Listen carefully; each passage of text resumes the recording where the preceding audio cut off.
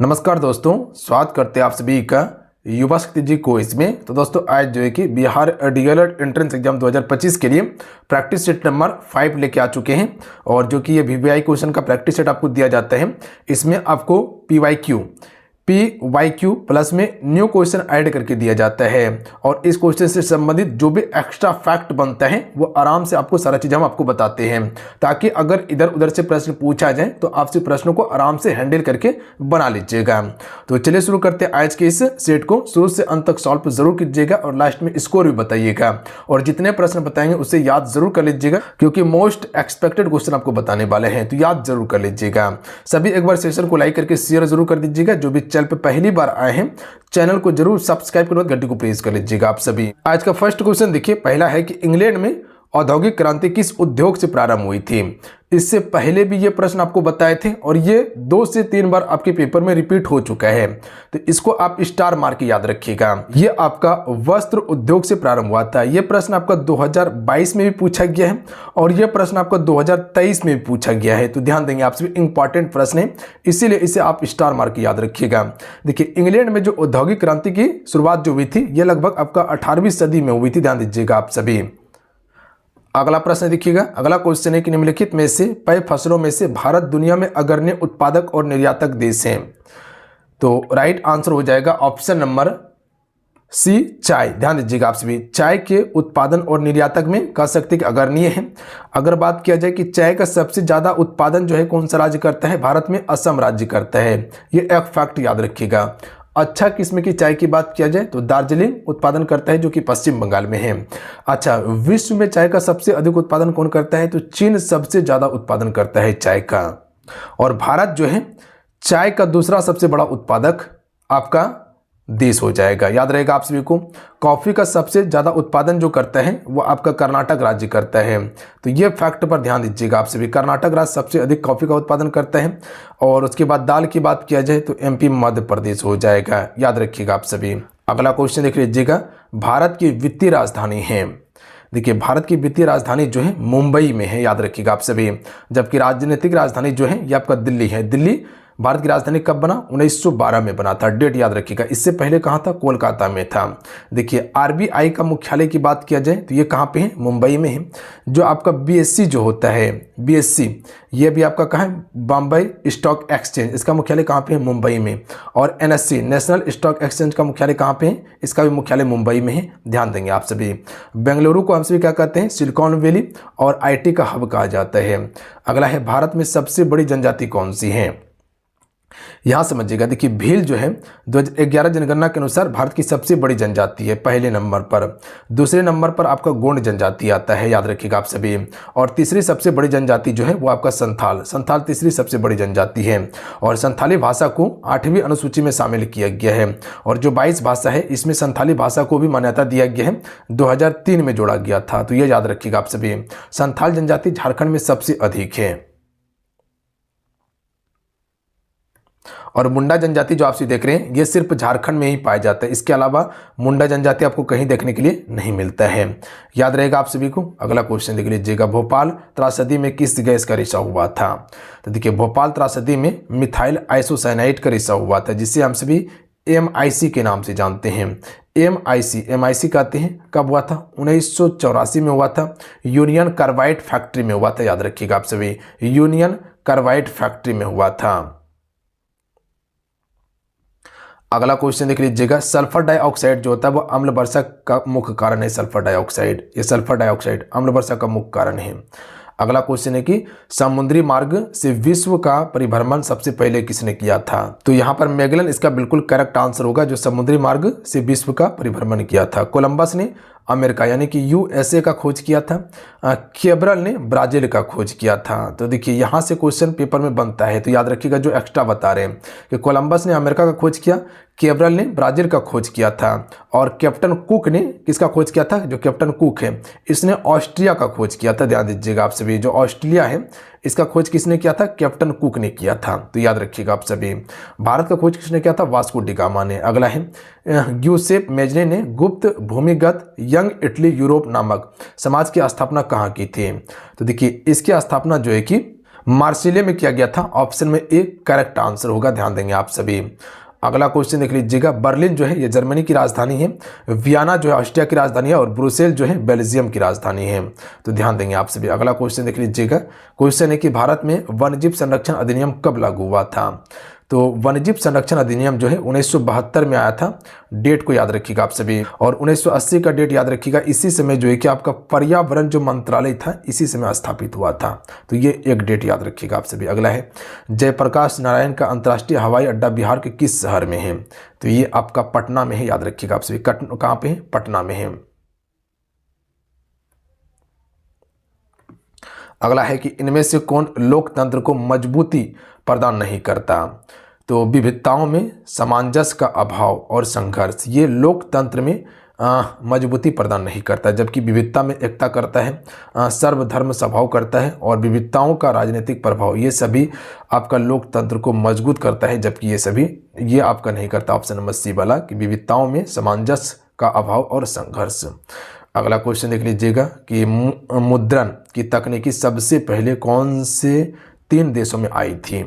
तो सबसे पहले चीन हो गया, जापान हो गया और कोरिया में। तो यहाँ पर सबसे पहले मुद्रण तकनीकी आई थी, याद रखिएगा आप सभी। तो ऑप्शन नंबर क्या हो जाएगा, एक करेक्ट आंसर होगा। अगला क्वेश्चन देख लीजिएगा कि विश्व खेती एक है। तो विश्व खेती एक खेती का ही प्रकार है, ऑप्शन में ए राइट आंसर होगा। देखिए जितने भी मेरे साथ में जुड़े हुए हैं आप वीडियो को लाइक ज़रूर कर दीजिएगा, सेशन को लाइक ज़रूर कीजिएगा।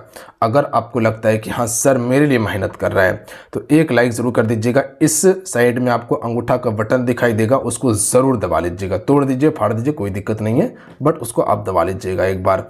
और इस साइड में आपको व्हाइट कलर में सब्सक्राइब करने का ऑप्शन देगा, उसे आपसे जरूर सब्सक्राइब करने के बाद घंटे को प्रेस कर लीजिएगा। जब चैनल को सब्सक्राइब कीजिएगा तो एक घंटी बनकर ऊपर में आएगा, तो उस पर जब दबाइएगा तो ऊपर का जो 2 एरो वाला ऑल नोटिफिकेशन है उसको आप जरूर दबा लीजिएगा, तभी आपको क्लास का नोटिफिकेशन मिल सकेगा। भारत में पहला जल विद्युत संयंत्र कहाँ लगाया गया था। देखिए जो आपको PYQ करवाते हैं हम, इससे क्या पता चलता है, इससे ये पता चलता है कि क्या क्वेश्चन पूछा गया था।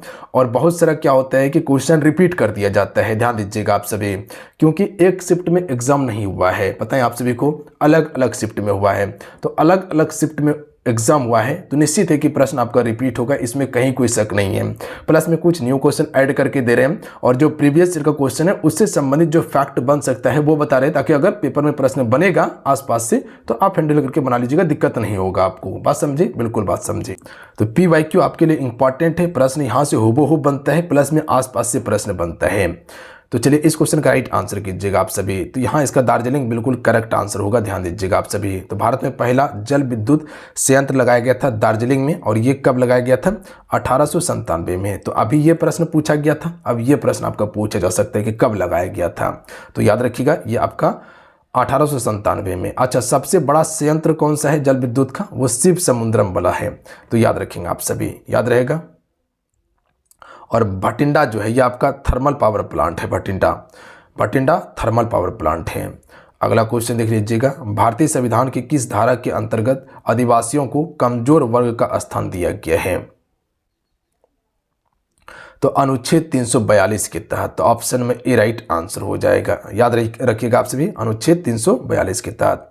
अच्छा, जो शिव समुद्रम में जो स्थापित हुआ था आपका जल विद्युत संयंत्र, इसकी स्थापना कब हुआ था, 1902 में स्थापित हुआ था, जो सबसे बड़ा है। तो यहाँ 342 इसका बिल्कुल करेक्ट आंसर होगा। अच्छा, 352 यहाँ आया है, इससे क्या है, यह आपका आपात उपवन से संबंधित है, पता है आप सभी को। इसके तहत जो है कि राजकीय आपातकाल लगाए जाते हैं राष्ट्रपति के द्वारा। और अनुच्छेद 356 के तहत राष्ट्रपति शासन, और अनुच्छेद 360 के तहत वित्तीय आपातकाल लगाया जाता है। किसी भी राज्य में राष्ट्रपति शासन जो लगता है अनुच्छेद 356 के तहत लगता है। भांखड़ा नांकल बांध परियोजना जो है ये आपका कहाँ पर है, सतलुज नदी पर, याद रखिएगा आप सभी। झेलम पर झेलम परियोजना है। ब्यास नदी पर पोग बांध परियोजना है, याद रखिएगा आप सभी। ब्यास नदी पर कौन सी परियोजना है, पोग बांध परियोजना। और चेनाब नदी पर आपका बगलीहार परियोजना है, याद रखिएगा आप सभी। कौन सी परियोजना है, बगलीहार परियोजना है चेनाब नदी पर, याद रहेगा। मापनी क्या है, तो मापनी की बात किया जाए तो ये आपका एक अनुपात होता है मापनी। आइए अगला है कि बिहार में राज्यपाल विधानसभा के कितने सदस्य मनोनीत करता है। तो ये 1/6 सदस्य को मनोनीत करता है। अगला क्वेश्चन देख लीजिएगा, लोकतंत्र के सामने सबसे बड़ी चुनौती क्या है। तो लोकतंत्र के सामने सबसे बड़ी चुनौती जो है लोकतंत्र को सशक्त बनाना। Option number C right answer हो जाएगा। देखिए लोकतंत्र सशक्त कब बनता है? जब स्वच्छ चुनाव और जन भागीदारी से लोकतंत्र जो है आपका सशक्त बनता है। अच्छा यहीं से याद रखिएगा, जो बिहार में राज्यपाल विधान परिषद के कितने सदस्य को मनोनीत करते हैं? तो 1/6 भाग करता है, याद रखिएगा आप सभी। अच्छा ये 1/6 सदस्य जो चुना जाता है ये किस क्षेत्र का होता है? तो जैसे कह सकते हैं कि आपका कला हो गया, साहित्य हो गया, विज्ञान क्षेत्र में जो विख्यात होता है उसी को चुना जाता है। अगला है पंचायती राज का वर्णन संविधान के किस अनुच्छेद में किया गया है? तो अनुच्छेद 40 में इसका वर्णन किया गया है, याद रखिएगा। और इसमें उल्लेख किया गया था कि हर एक अलग राज्य में अपने अपने राज्य में पंचायती राज गठन किया जाए, बट नहीं किया गया था जब इसको संवैधानिक दर्जा दिया गया था 73वां संविधान संशोधन के द्वारा। हालांकि 73वां संविधान संशोधन 1992 में आता है, हालांकि लागू जो है कि 1993 में होता है, और इसी के तहत जो है कि इसको संवैधानिक दर्जा मिला और सभी राज्य जो है कि फिर पंचायती राज लागू किया। भारत में पंचायती राज जो है वो त्रिस्तरीय पंचायत है, ध्यान दीजिएगा, जो कि बलवंत राय मेहता समिति ने दिया था। खनिज निम्नलिखित में से किस चट्टान के अस्त्र में संग्रहित और जमा होता है? तो ये तल छठी चट्टान में होता है। तो ऑप्शन नंबर ए बिल्कुल करेक्ट आंसर होगा। अच्छा ये जो आग्नेय चट्टान है ये प्राथमिक चट्टान होता है, और ये क्या होता है? कह सकते हैं कि मृत चट्टान होता है, इसमें जीवाश्म नहीं होता।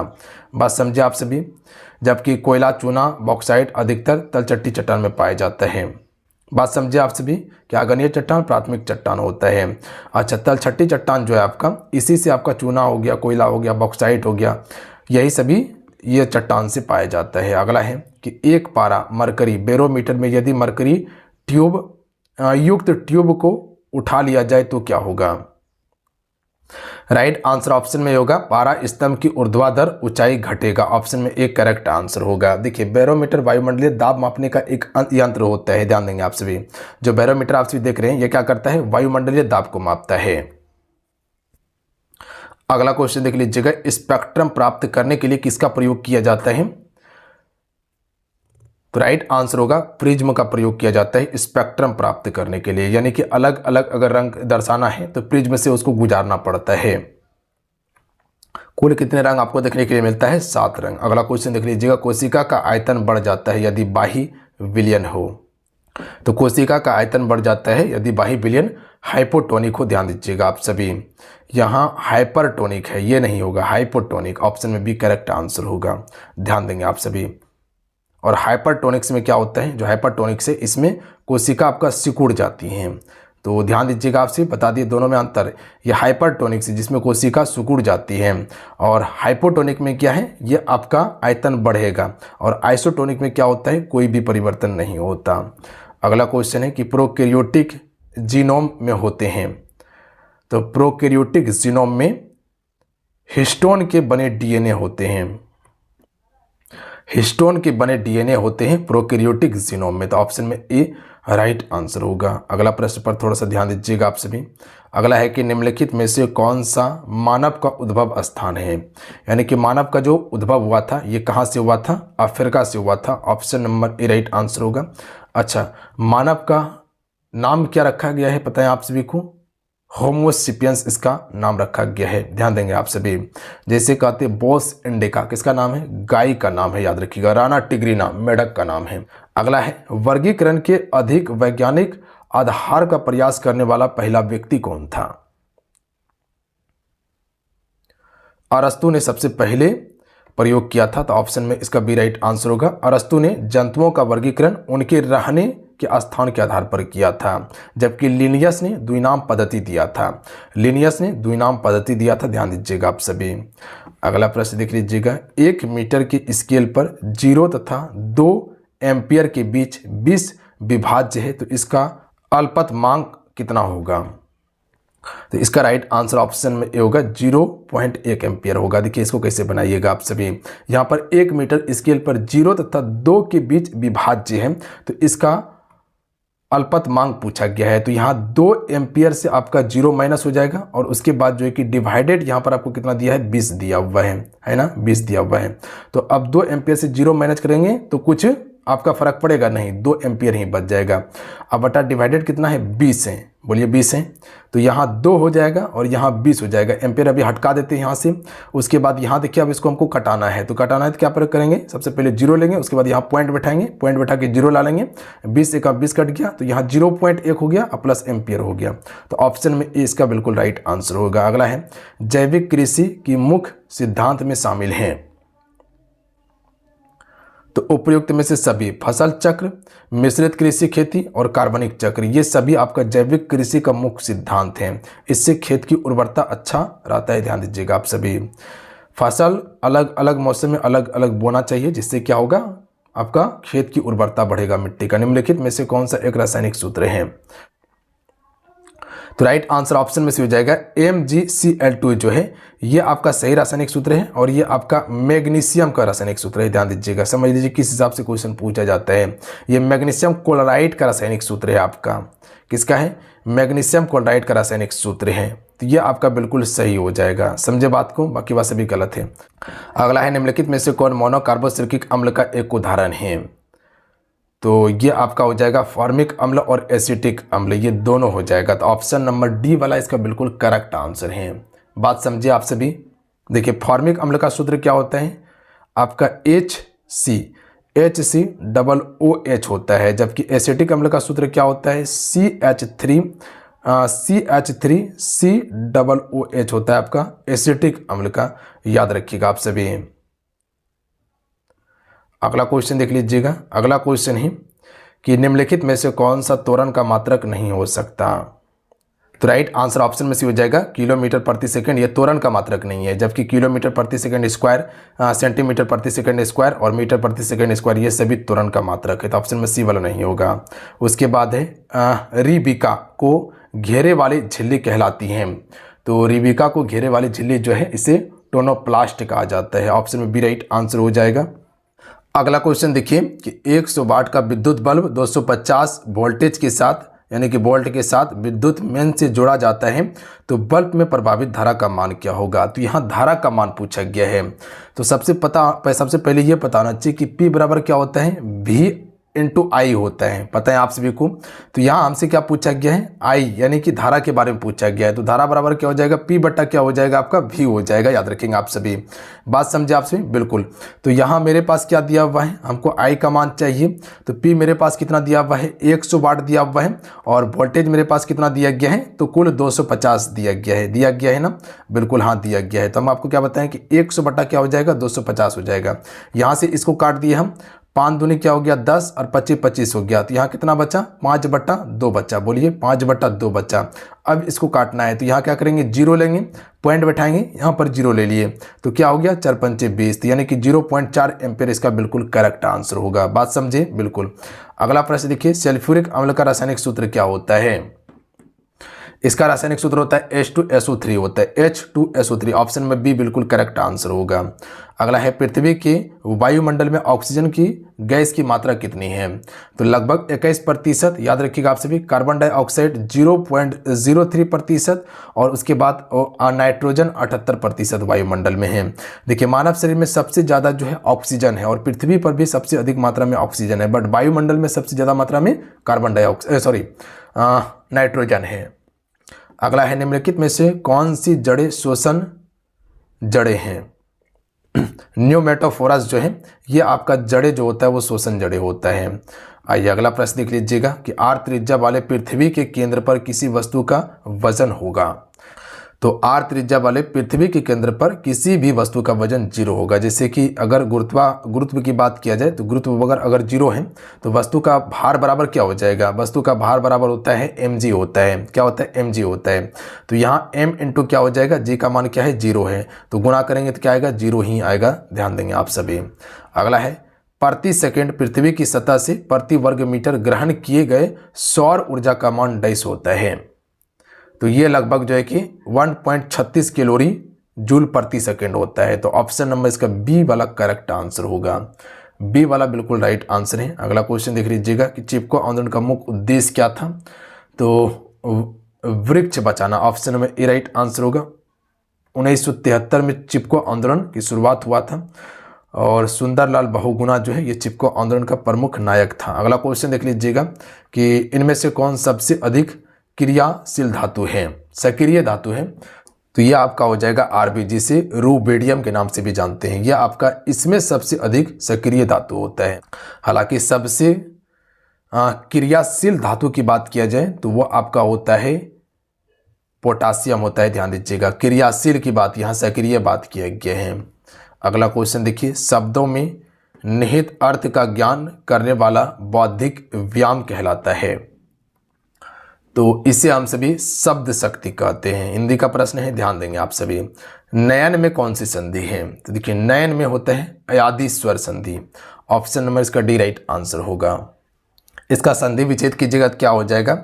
ने धन आपका अन होगा। ध्यान दीजिएगा आप सभी, इसमें अयादि संधि है। अगला क्वेश्चन देख लीजिएगा, अलंकार का वह प्रकार जहां प्रसिद्ध उपमान को उपमेय बना दिया जाए वो कहलाता है। तो इसे हम सभी प्रतीप कहते हैं। ध्यान दीजिएगा आप सभी, क्या कहते हैं? प्रतीप कहते हैं। प्रतीप का अर्थ उल्टा होता है। तो अलंकार का वह प्रकार जहां उपमेय को उपमान बना दिया जाए तो उसे प्रतीप कहते हैं, जिसे हमसे उल्टा कहते हैं। वंश अस्थ क्या है? तो ये एक आपका वर्णिक छंद है। ऑप्शन में ए राइट आंसर होगा। अगला प्रश्न देखिएगा कि निम्नलिखित पंक्ति में से कौन सा अलंकार है? अलंकार है कि बेन सुया तब ते मधुर तब ते सूरत ना बैन में कौन सा अलंकार है? तो इसमें आपका विरोधाभास अलंकार हो जाएगा। याद रखिएगा आप सभी, विरोधाभास में क्या होता है? विरोध प्रकट किया जाता है। अगला क्वेश्चन देखिए, खेलों का ठंडा होना मुहावरे का अर्थ है। खेलों का ठंडा होना मुहावरे का अर्थ होता है संतोष होना। अगला है मधुर मधुर मेरे दीपक जल, इसमें कौन सा अलंकार है? तो मधुर मधुर मेरे दीपक, इसमें जल अलंकार जो हो जाएगा अनुप्रास अलंकार होगा। यहाँ पर देखिएगा एक ही शब्द आपको बार बार रिपीट होते दिखाई देगा, माँ माँ माँ, है ना। तो जहाँ एक ही शब्द बार बार रिपीट हो वहाँ पर यम आपका अनुप्रास होता है। पद क्रम की दृष्टि से निम्नलिखित में से कौन सा वाक्य शुद्ध है? तो देखिए पद क्रम की दृष्टि से पूछा गया है तो ऑप्शन में बी सही होगा कि पानी से भरा एक गिलास लाओ, ये वाक्य शुद्ध है। बाकी बात ये सभी आपका गलत वाक्य है। अगला है निम्नलिखित में से अलंकार बताना है। मानो माई धन धन अंतर दायमिनी, धन दायमिनी दायमिनी धन अंतर शोभित हरि ब्रज भागनी, इसमें कौन सा अलंकार होगा? तो इसमें आपका उत्प्रेक्षा अलंकार होगा। याद रखिएगा आप सभी। देखिए उत्प्रेक्षा अलंकार में कई बार आपको बताए हैं जो कि मानव शब्द देखते हैं आप सभी, ये कहाँ आता है? उत्प्रेक्षा अलंकार में आता है। तो यहाँ पर देखिए मानव शब्द कहीं दिखाई दे रहा है, यहाँ पर दिखाई दे रहा है मानो मन हूँ जन हूँ, ये सभी बताए ना, उत्प्रेक्षा अलंकार में आता है। इनमें से कौन सा वाक्य अशुद्ध है? तो इसमें अशुद्ध वाक्य जो है, सबसे पहले ये समझिए कि शुद्ध क्या है। ये हमारा घर है, सही है। गोपाल ने नया कपड़ा खरीदा, सही है। राज्य की माँ बहुत दुखी है, ये भी सत्य है। ऑप्शन में बी गलत है कि हाथी बहुत मोटी है, ये गलत है। हाथी बहुत मोटा है, ये शुद्ध होगा। तो मोटी के स्थान पे मोटा सही होता। तो ऑप्शन में बी वाला ही आपका गलत है। यहाँ पर एक गद्यांश दिया है और गद्यांश को पढ़कर आंसर बताना है। सबसे पहले यहाँ देखिए गद्यांश में दिया क्या है। एक सवाल है कि सुख दुख में कौन सा समास है। तो पूरा गद्यांश पढ़ने के बाद आपको ये बताना है कि सुख दुख में कौन सा समास होता है। तो हम सभी को पता है कि जहाँ अपोजिट वर्ड होगा वहाँ आपका द्वंद्व समास होगा। तो गद्यांश पढ़ने का कोई काम है नहीं, पढ़ना है इसमें। तो द्वंद्व समास इसका बिल्कुल राइट आंसर हो जाता। बात समझ गए? बिल्कुल बात समझ गए आप सभी। अगला है कि थोड़ी चीनी चाय में डाल दीजिए, इसमें विशेषण का उदाहरण है। तो थोड़ी चीनी चाय में डाल दीजिए, इसमें कौन सा विशेषण है? परिणामवाचक है। ध्यान दीजिएगा आप सभी, परिणामवाचक जो मात्रा को बताता है कि इतना चीनी डाल दीजिए इसमें, या इतना सामान लाइए, ये सभी परिणाम को बताता है। गुण में गुण दोष को बताता है। संख्या में संख्या बताता है, 4 5 8 10 12। ध्यान दीजिएगा आप सभी, बात समझे कि इनमें से कौन सा वाक्य क्या है? अशुद्ध है। सबसे पहले ये समझिए कि आपका शुद्ध क्या है कि बिना पैसे के किसी भी आदमी को सम्मान नहीं मिलता। आज बजट पर बहस होगी, ये भी सही है। किसान खेत में बीज बोया, ये भी सत्य है। ऑप्शन नंबर आपका सी वाला गलत है। यहाँ पर है कि घर पर सब कुशल है, ये आपका टाइपिंग ही मिस्टेक है इसका। यहाँ पर होता घर पर सब कुशल है, ये आपका गलत है। यहाँ पर होता घर में सब कुशल है। तो ये ऑप्शन नंबर सी में जो दिया गया है वो है कि घर पर सब क्या है? कुशल है। क्या है, कुशल हैं, कुशल हैं। तो ये आपका वाक्य क्या है, अशुद्ध है। यहाँ पर होता घर में सब कुशल है, पर नहीं, में सही उच्चारण होता। तो यहाँ पर ऑप्शन नंबर सी वाला टाइपिंग मिस्टेक है। अगला है शब्द शक्ति भेद के अंतर्गत आता है। तो इसके अंतर्गत अभिधा, लक्षणा और व्यंजना आता है। तो अभिधा इसका बिल्कुल करेक्ट आंसर होगा। इसके अलावा लक्षणा भी आता है, कुल 3 है। और उसके बाद एक आपका व्यंजना भी आता है, ध्यान दीजिएगा आप सभी, क्या आता है, व्यंजना भी आता है। तो इतना सा फैक्ट याद रखेंगे। अगला है पुस्तकालय में कौन सा समास है। तो सबसे पहले इसका समास विग्रह कीजिए। पुस्तक का आलय, तो क्या होता है इसमें, तत्पुरुष समास। जो का है कारक विभक्ति है आपका, पुस्तक का आलय, तो यहाँ आपका तत्पुरुष समास हो जाएगा। तो चलिए आज कितना है, आज की सेशन में कुल 55 क्वेश्चन आपको कंप्लीट करवाए हैं, जो आपके पेपर के लिए मोस्ट इंपॉर्टेंट प्रश्न था। जो भी एक्स्ट्रा चीज़ें बन सकता था वो सारा हम कंप्लीट करवाएं आप सभी को। मिलते हैं। जय हिंद, वंदे मातरम। ध्यान रखिएगा, पढ़ाई करते रहिएगा। सभी एक बार वीडियो को लाइक करके शेयर जरूर कर दीजिएगा। जितने भी हैं, जो भी चैनल पर नए हैं, चैनल को जरूर सब्सक्राइब करना, घंटे को प्रेस कर दीजिएगा। जय हिंद, वंदे मातरम।